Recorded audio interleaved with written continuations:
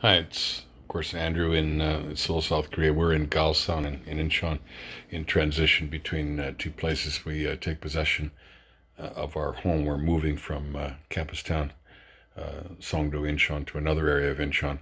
Everything's been sold up and invested in the new coffee cafe concern. And I just wanted to let you know that we're staying in this hotel. It's called the Economy EKONMY Hotel, and I just wanted to send a message to Debbie and to Glenn. Debbie, you are an absolute angel, and I owe you an amends for any friction that I've caused by things I may have said on Messenger prior to this, which may have caused some sort of friction or breakdown in the relationship. You're very protective of Glenn, and that's understandable. I apologize if it'll never happen again. And when I'm wrong, I realize I'm wrong, and I don't want this friction. I want you to know that I'm totally supportive. Glenn, when Shisun Kyungi heard you over the phone, she didn't see you, but heard you and heard the things that you were saying. I won't repeat them. She said that this is absolutely identical to what I was going through a year and some ago. And she says, probably I was deeper. And I don't know how she can say that's very presumptuous. And it'd be presumptuous for me to say that I understand what you're going through, because no one can say that, because we're not there, we're not you. And all I can say is that I've come out the other side of my own life crisis that was so deep. I was suicidal. I wanted to jump out the 30th floor window many times. I wanted to end my life. Of course, I was too afraid to end my life because I was afraid what was happening after my life. And my whole faith in God was completely challenged. And I felt horribly, horribly, horribly condemned.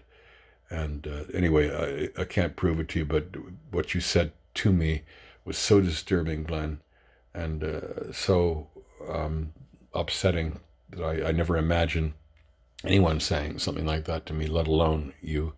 You've always been there to encourage me, and we've always been there for each other all through our childhood to protect each other. So I just want to let you know that how much this upsets me deeply. We go on with our lives. Of course, we laugh. We continue in our jobs. We focus. My career is going well, and Kyungi's starting something. And I just want to say hello to every one of you. Uncle Dave, I love you. Lawrence, I love you. John, I love you. Debbie, I love you dearly. Kurt Corbett's involved in this, and Lawrence, I love you, and I don't know who else. If I missed anyone, I'm sorry.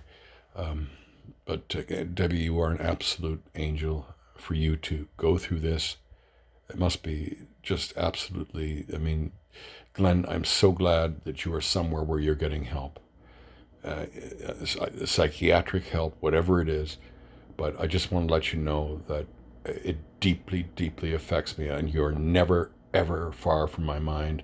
I couldn't love anyone more deeply and more intensely than I love you, Glenn. And Debbie, I just care about you so much, both of you. And the only reason I send music and lyrics is because that's the way I think. And I said something encouraging. It's only to encourage you. I don't know. I feel helpless, but of course I can bring you to our Creator.